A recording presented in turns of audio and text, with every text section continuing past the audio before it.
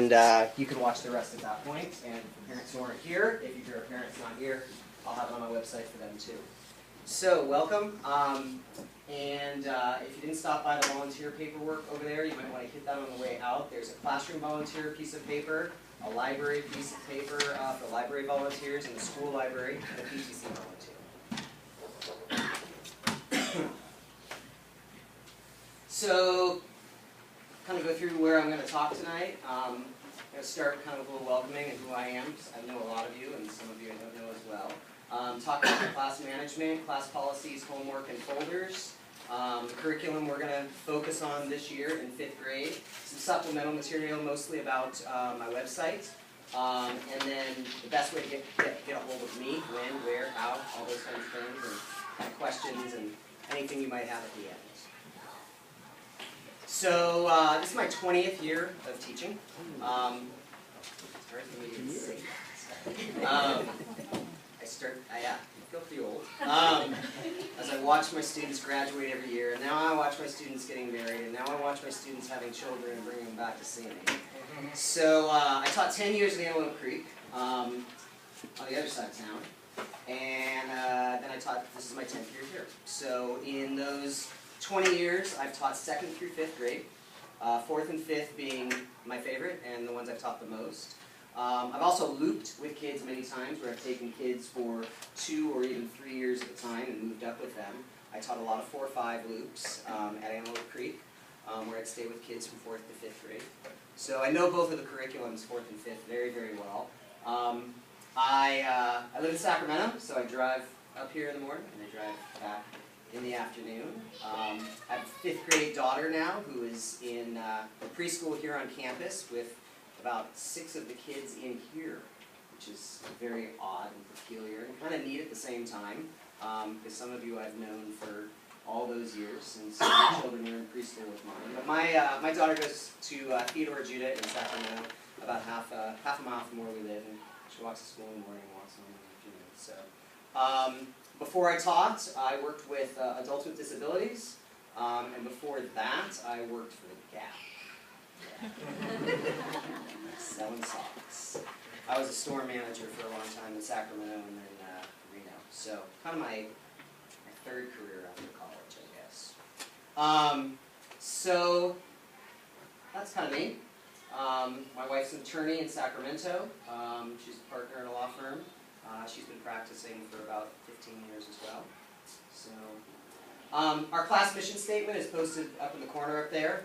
It's also on the front of our website. And 5th grade kind of developed it last year, and we liked it so much we're sticking with it this year. And it's I am better tomorrow because of today.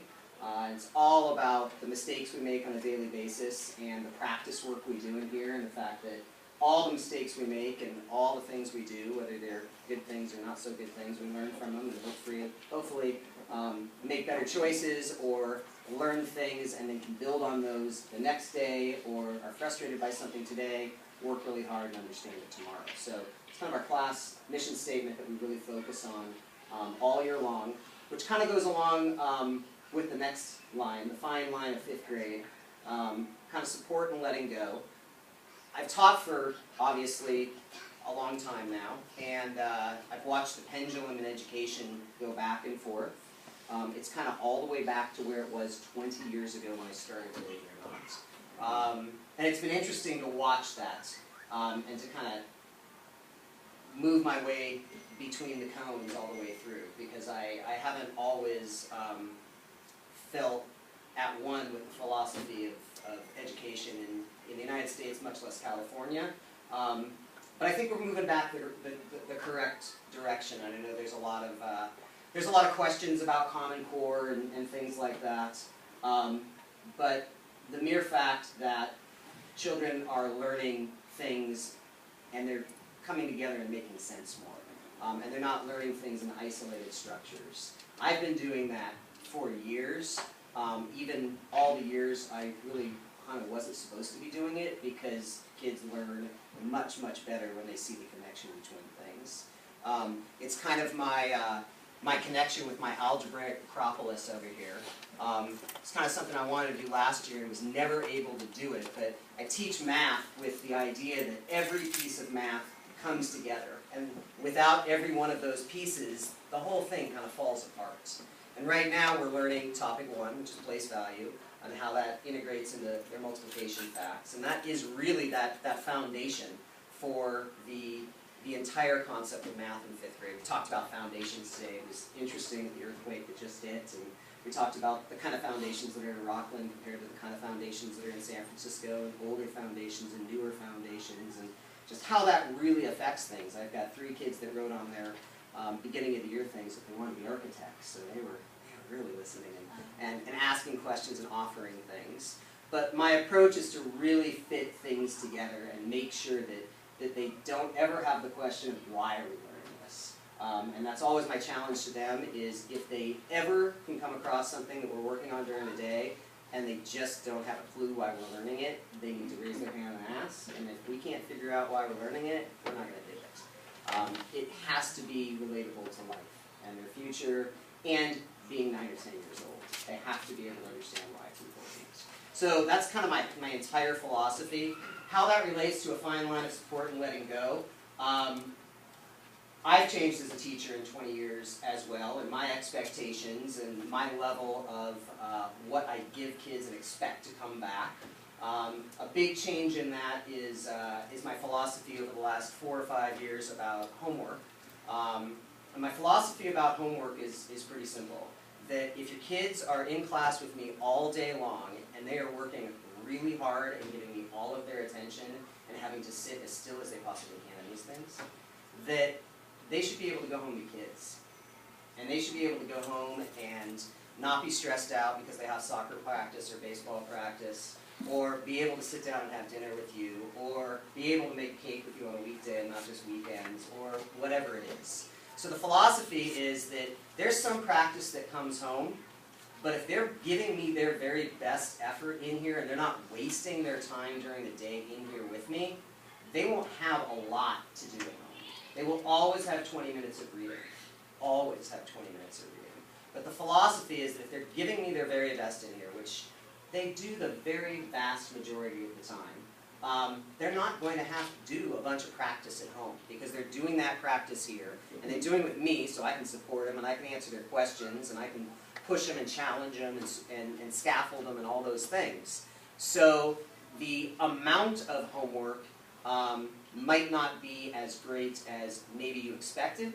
It may not be as great as maybe your other son or daughter that was in my class had, because we all change, and my philosophy of that homework situation and reading all the studies of elementary all the way up to high school kids and watching what they're doing to high school kids nowadays with homework has really started to alter my opinion of what homework needs to be. And it needs to be meaningful. Anything they bring home, it should not be busy work. And if they're bringing home something, A, that's busy work, or B, that is taking them all night, and you know it shouldn't be, you need to talk to me about it. And I'm very open to hearing about that, and I'm very open to understanding that. And I think one of the reasons I've changed as a teacher is because I have a child myself, and I taught for all those years without a child, and now I've got one myself, and I watch the amount of homework she comes home with, and I watch her interactions with teachers and those kinds of things. So definitely having my own child has made me a better teacher in the classroom, but definitely more understanding of what these kids are going home with and what that's putting on their shoulders on a daily basis, and the kind of stress that kids may or may not be under because of that. And we'll talk more about that when we talk about different things. But your fine line is the support and letting go part, because some of you have already really started to back off and let go. Some of you have felt as parents with this child that maybe you were able to do that. Maybe you felt like you haven't been as able to do that with this child that I've got right now. But 5th grade has to be the time that you start backing up a little bit, letting them know that you're always there to support them and you're always there to help them, but that the responsibility is theirs as 5th graders. Because if they don't start to get that this year, before they go to 6th grade and start switching between 2 teachers, and then go to 7th grade and junior high and high school and switch among 7, 8, 9 teachers a day, they're going to lose out. And they're going to suffer because you gave them more support in these primary grades and up through the upper grades than maybe you needed to. And it's hard, and I'm having trouble with it myself at home, and it all depends on the level of your child and how much they struggle and how easy school comes for them. I totally get that, and I'm not saying do not help your child. I'm saying that you need to put the responsibility on them. They're very, very, very well organized in my classroom. They have binders and planners that are extremely organized. They don't keep stuff at school. Everything goes home and comes back. The thing that they keep at school are all their textbooks. The textbooks are all online for them to use at home, and if they need one, they can take it home. So they're very organized, and we really work hard on that organization in here. So you should be able to ask them questions, and they should be able to answer. And if they can't find the answer, they should be able to open up their planner and give you the information you're looking for. So really put it back on them, and communicate with me if that's not working, or if you need help with it, because this is the year to really start putting that responsibility on their shoulders. Which I know as a parent personally is a hard place to be. But instead of giving directions to them, asking them more open questions, just like we do as teachers in school, and a lot of you I'm sure do already now. So if you haven't started kind of backing up and being more of a supporter than a doer, this is the year to do it. And some of you will be amazed when you do make that change, how much your kids can do without as much of your help and support. Positive reinforcement. Everything in my class is based on positive reinforcement. I don't take anything. I don't pull cards for behavior. I find all the kids that are making the right choices, or all the teams that are making the right choices, and I reward them. And 99.9% of the time, the kid sitting next to that kid that's not doing the right thing is all of a sudden now making better choices because that kid, wants to be recognized either verbally or through rewards. So individually, I give out drink passes in my classroom, which have kind of evolved as well. I used to not have drinks at desks, but I am a firm believer of these kids getting as much water as they can during the day. So I encourage them to keep water at their desks, and they don't need to use these for water at their desks at all. And most of your kids are bringing a big old water bottle. Some of them are frozen in the morning and slowly defrosting during the day. But these are if they need to fill their bottle, or if they don't have a water bottle and they want to get up and get a drink.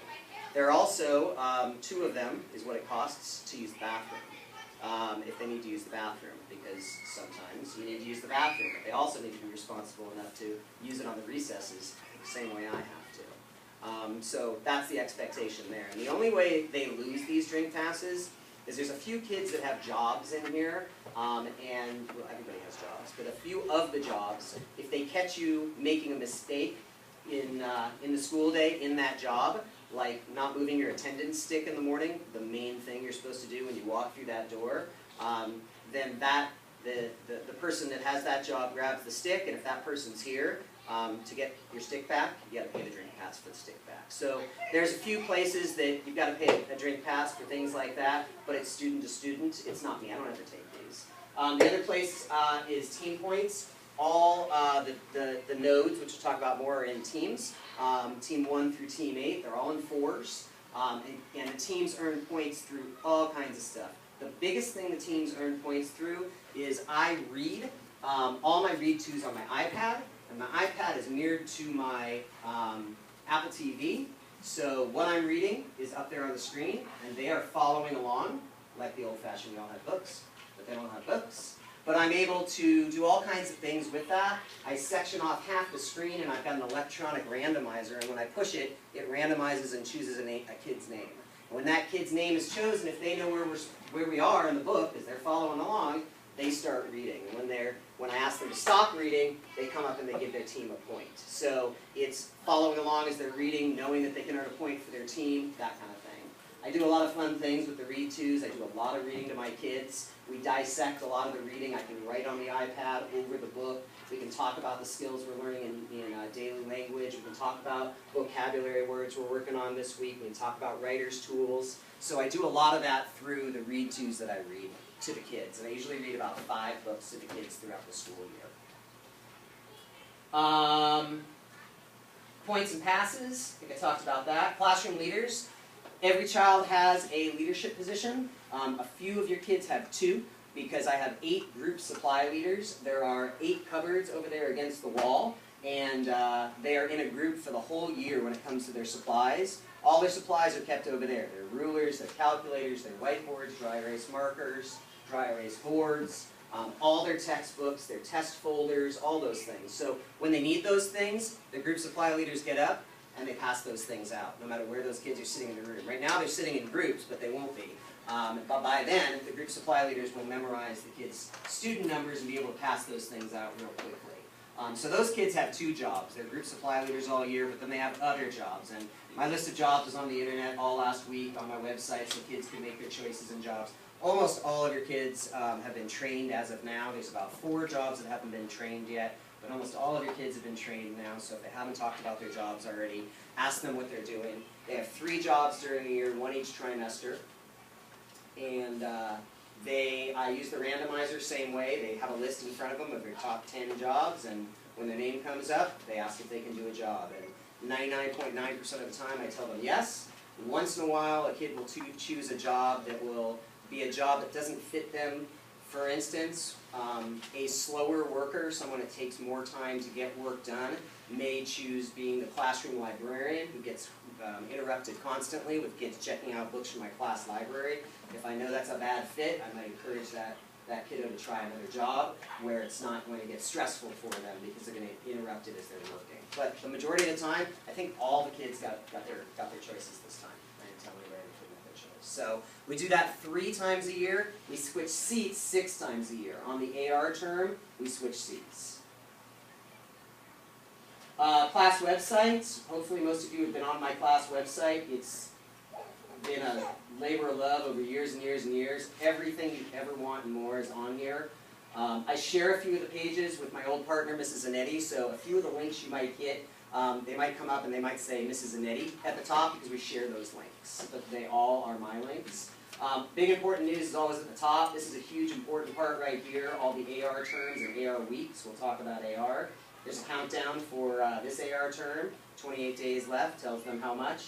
And then all of their homework is on this first page. A lot of the homework has links to it. Wordly Wise, which we'll talk about more, has a link to Quizlet where I put all the words in and they can play games and practice. We're learning our states and capitals, so there's all kinds of help on that. And there'll be all kinds of other things, on the homework listed here. And then you can see all the tabs on the side. We'll talk about some of those as we go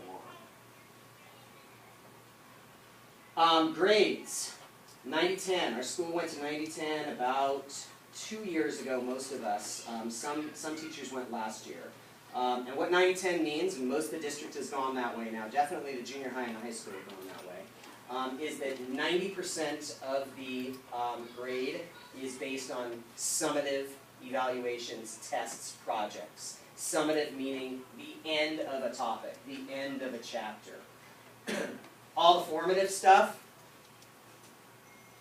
all the formative work is work that they're doing in class, and sometimes at home, that forms an opinion about how well students know the material.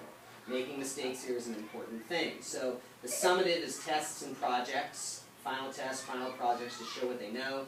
And the 10% is practice work, which is class work, which will turn into homework if they don't finish it in class.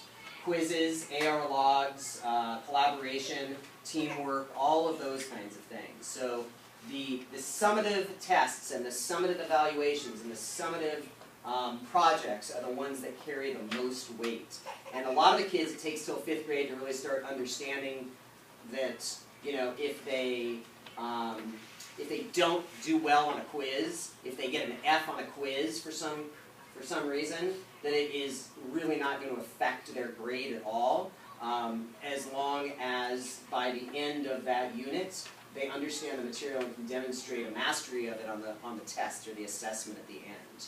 So there's lots of room to make mistakes. There's lots of room to hopefully not be fearful about having incorrect answers on classwork, on homework, and understanding that if it's incorrect, that's okay, we're going to correct it together, and it's your responsibility as students to make sure that if you don't understand it, still after we correct it, you're asking for help, one way or another, whether it's me, whether it's you, whether it's a partner, a teammate.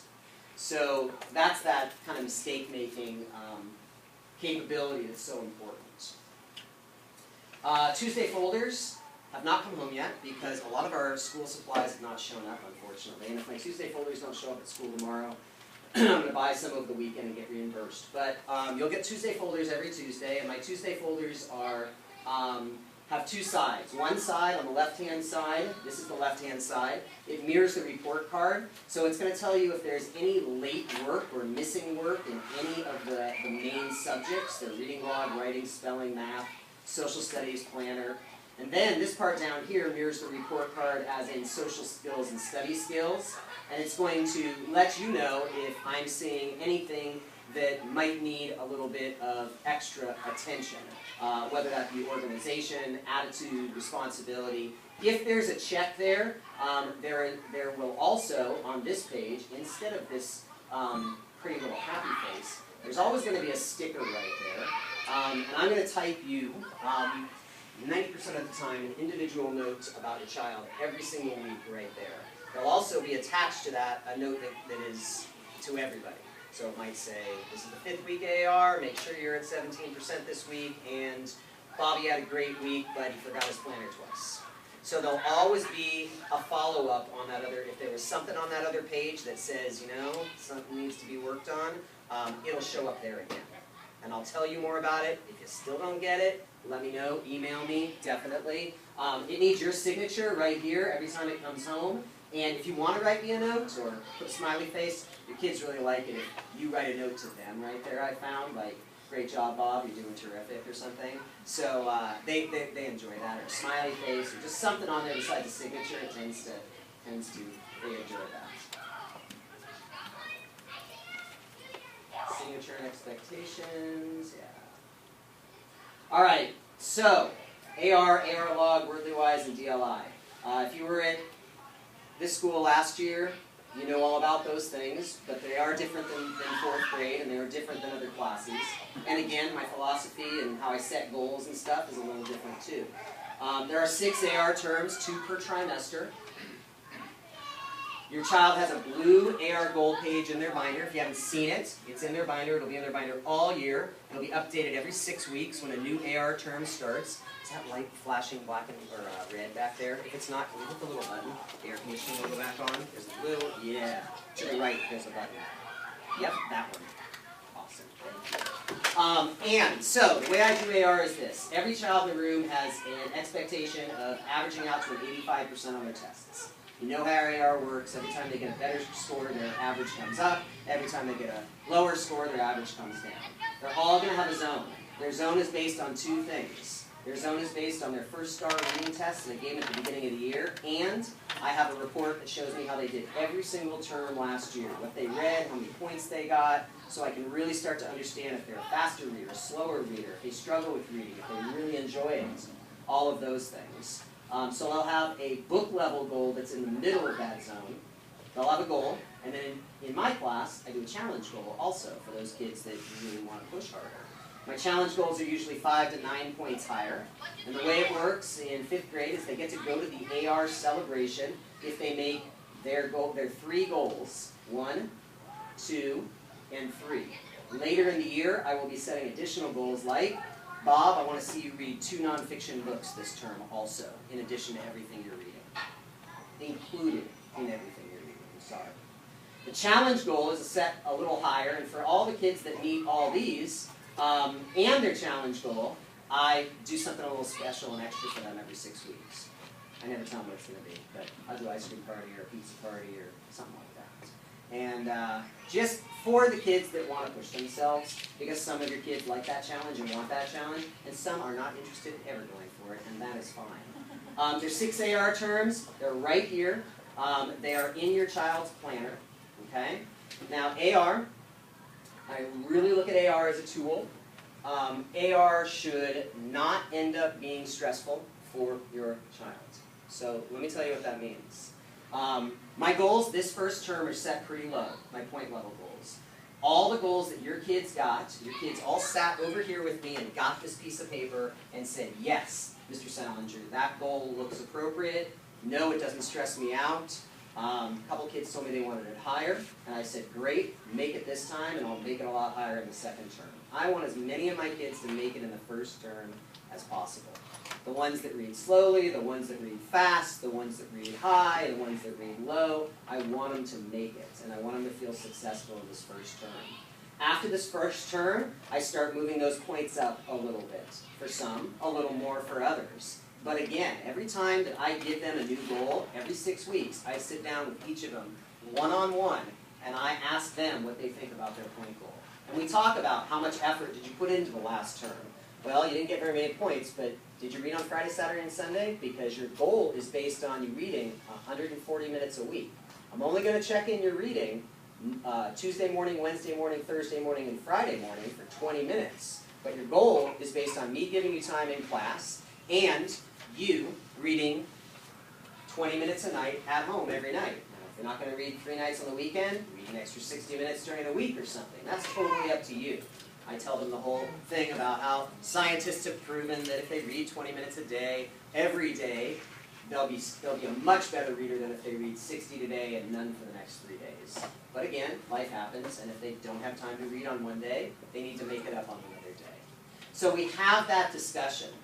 Then later in the year, I'm going to lower that point goal because I start to do something called Biblionasium. I start to use a website called Biblionasium where I already registered all your kids, but I haven't sent you the information.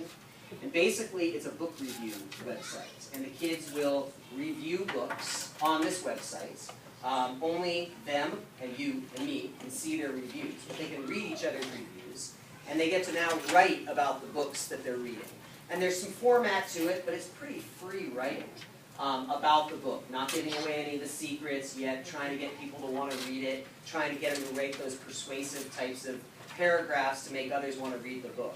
So what I do is I end up saying later in the year, I want you to do 3 book reviews, but I'm going to lower your point goal by 8 points this term. So again, it's not extra, it's taking the place of some of those points, because it takes some work to do those book reviews, and they usually do those book reviews, sometimes they do them here, but they like to do them at home, because they're web-based, so they can do them at home. And then I can look at them, and I can comment, and either approve them, or say, nope, you still got some mistakes, or you still need more, and they'll get a little message, and they'll see that, and we can go back and forth and have a back and forth conversation about that. But the bottom line is it's a tool, and it's a tool to reward the kids that love to be challenged. It's a tool to give a nudge to those who say they don't like reading. It's a tool to keep them on track so that they can figure out mathematically where they are each week, so they don't fall behind, and they know how to do that, and they were practicing that on a daily basis. But it's not meant to be the iron fist. It really isn't. And if your child is expressing that AR is stressing them out, that's a conversation you need to have with them and encourage them to have with me. If they don't feel comfortable, this early in the year especially, you approaching it with them, with me. But again, it shouldn't be something that seems overwhelming to them. It should seem attainable. And that's why I meet with them and I tell them, you've got to be honest with me. This goal is based on you reading about 4 points a week. What does that sound like to you? Oh yeah, I read 4 points a week. I don't know. So we have those talks. So really, really take that to heart and encourage your children to come to me and talk to me if they're struggling. Before you email me, encourage them to try and come to me. That's that fine line part. AR log. I told your kids you shouldn't be signing blank checks. Please don't put your initials on this part right here on a nightly basis unless all of this is filled out. They know they're supposed to use pencil. They have to write the book name, the date, the level, the points, the minutes that they read, and then you initial it. This side is all for their tests. Every time they take a test, you're going to get an email. Some of you have already gotten emails based on the tests they've taken. And every time they take a test, you're going to get an email based on that. And you'll see the minute they take it, how they've done on that test. So you'll know at the end, or that morning when they take it, so you'll know when they get in the car that afternoon and you're sitting around at dinner, what they got on that test. And they know that. They know you're going to know right away what they get on the tests. Okay? Wordly-wise, did it in 4th grade, changes a little in 5th grade. We really integrated into every day in here, make it super fun. Every packet lasts 2 weeks in my class. We do sections A, B, and C in week 1, that's this week. We do sections D and E next week. We have a test at the end of the 2 weeks. There's 15 words. The 15 words are always listed right here. After the 2 weeks, the words get put on these boards, and that's all that goes on these red boards because they're right in front of the kids for the entire year because we use them in finding those words in our books, in using those words in our writing to develop their vocabulary and push them higher and higher and expand that vocabulary of theirs. 1 word every day is our word of the day. So today it was compatible. I think group 4 did it, so Ms. Phillips and your group did it right there. And they're given a word, and then they choose one of the forms of that word. Sometimes there's only one form of the word. And they write it down, and then they decide on a movement and an intonation for the word. So today it was compatible, and that was the movement, and that was the term. So that's my go word. So if I want their attention, I call class, and I give them what's called the 0 noise sign, which a lot of the teachers on campus use. And they get points if they're quiet on 1, 2, or 3. But when I want them to get going, I always give them the go word. And the go word is when I say compatible, they repeat that. They say compatible, and then they say getting along well together. So every day, all day, we use that go word. So 10 of the words throughout the 2 weeks are used as go words. So we really integrated into our days every single day. By the end of the day, they're not looking at the definition anymore. They've got it memorized. You know, a week or 2 later, last year, kids were walking by me going, compatible, and they would remember the words by the movement, and they'd remember the definition. So it just helps push their vocabulary even further. They do corrections on Wordly Wise also. It's a kind of a big task, but we take a lot of time in class working on it.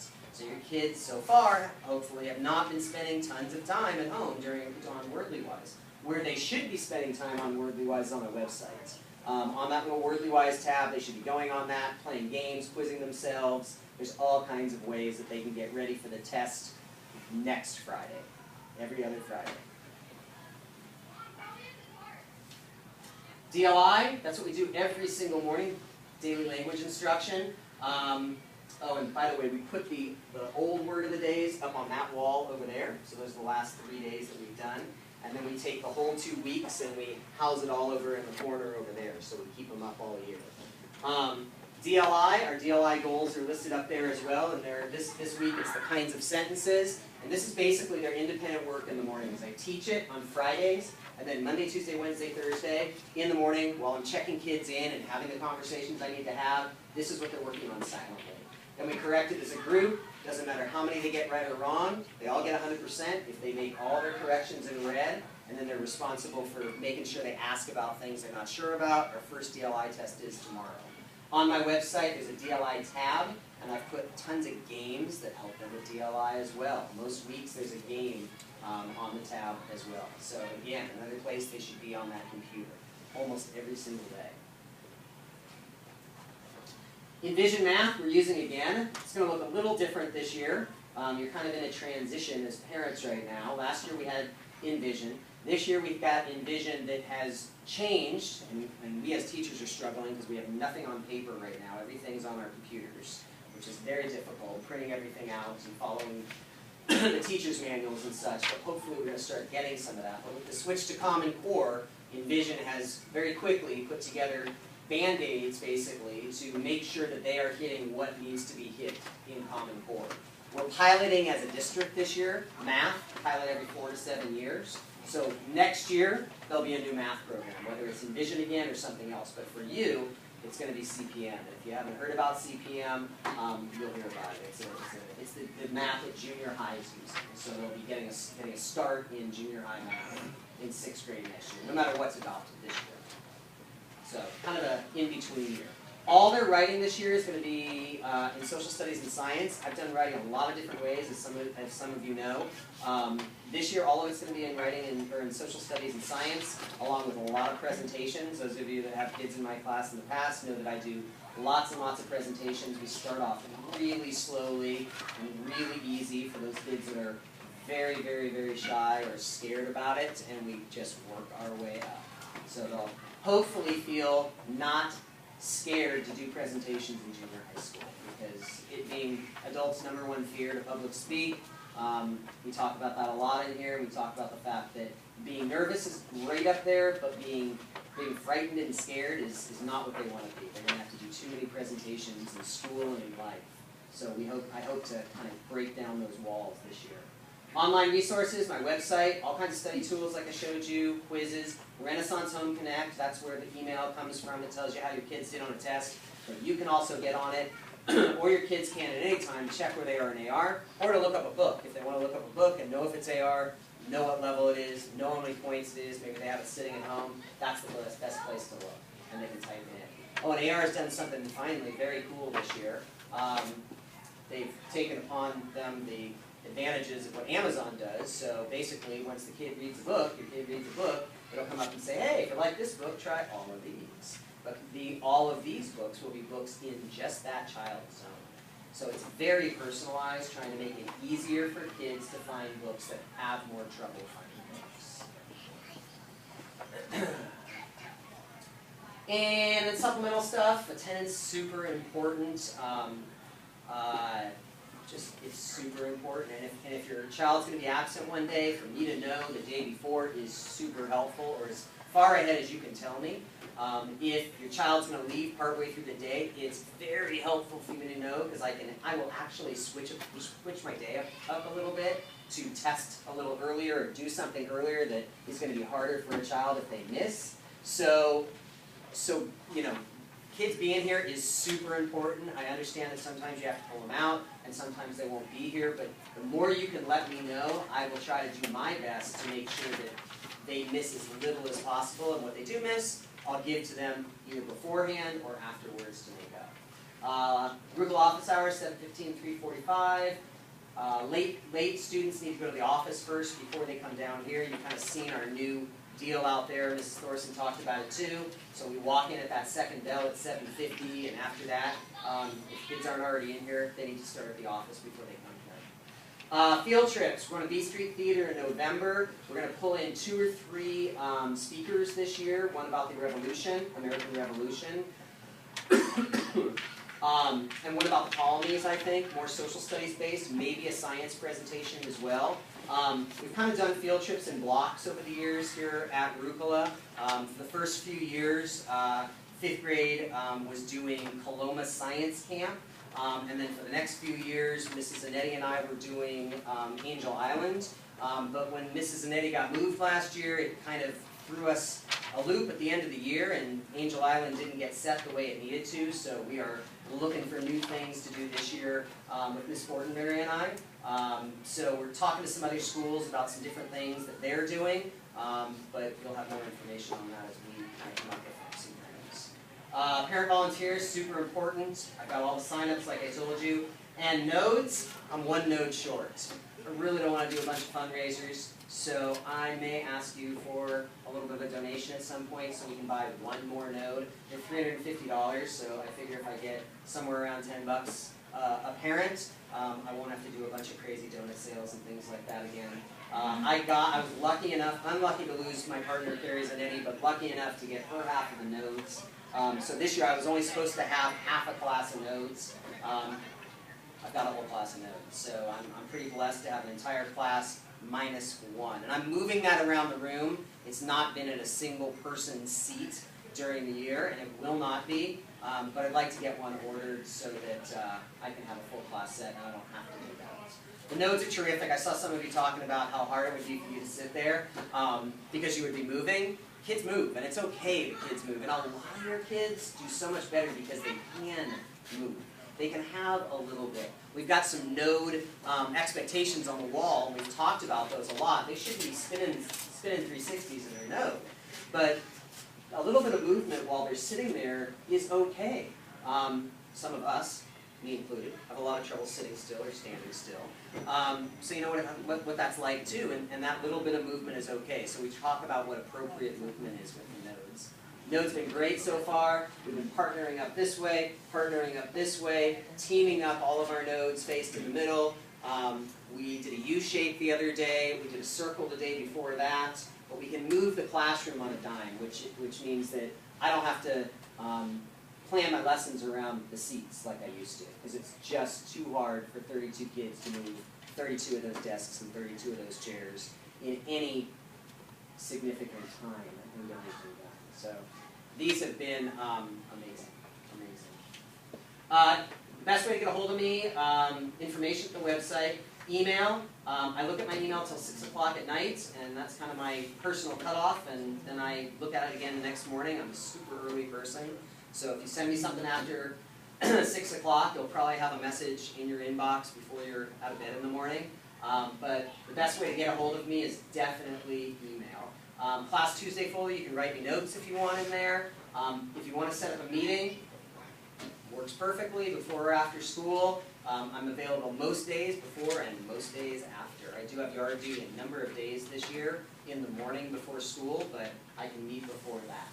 So always open to meeting, but please let me know, because if I don't know, I'm not always in the classroom right after school or right before school. And if you're coming to talk to me, you might not find me. I might be somewhere else. Questions after all of that? The big thing this year, please, my door literally is open all day.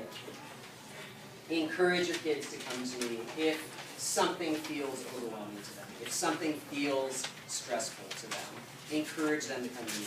But if they can't, don't let it lie for very long. Contact me, explain to me what's going on, schedule a meeting with you and me and your child. Don't let any of those things really pile up. Please keep me in the loop. Please keep me in the loop. And lastly, I wanted to say I've had, I think, 14 of the parents in here I've had sitting in this house. So I've had almost half of these families. And then I know a lot of the other families from the preschool, and then I know a lot of the other kids from school. But please know, when your children come in here at the beginning of the year, even though I may call them the wrong name once in a while, like I do Chase and Cade, or like I do Anthony and Andrew, or some other ones like that, I don't call the boys girls or girls boys, please know that I look at them as being who they are when they come in here. They are not their brother, they are not their sister. They have a clean slate with me, and that goes for not only kids that I know, but kids that I haven't had before. If your child has had issues in other classes, with teachers, with whatever, start out in here with a clean slate. You really, really do. So know that, feel comfortable with that. My expectation for your child is not what it was for your other son or daughter if you had one in here. But please come to me at any time. Door's always open. Any other questions? Yes? Are you going to start collecting money now for your one? Okay. Yes! I'd love it! Thank you. Thank you. If you haven't signed up to volunteer, thank you. If you haven't signed up to volunteer and you can, please do so. And other than that, thank you very much for coming, you guys. Thank you. You can leave those right on the desk after you sign them.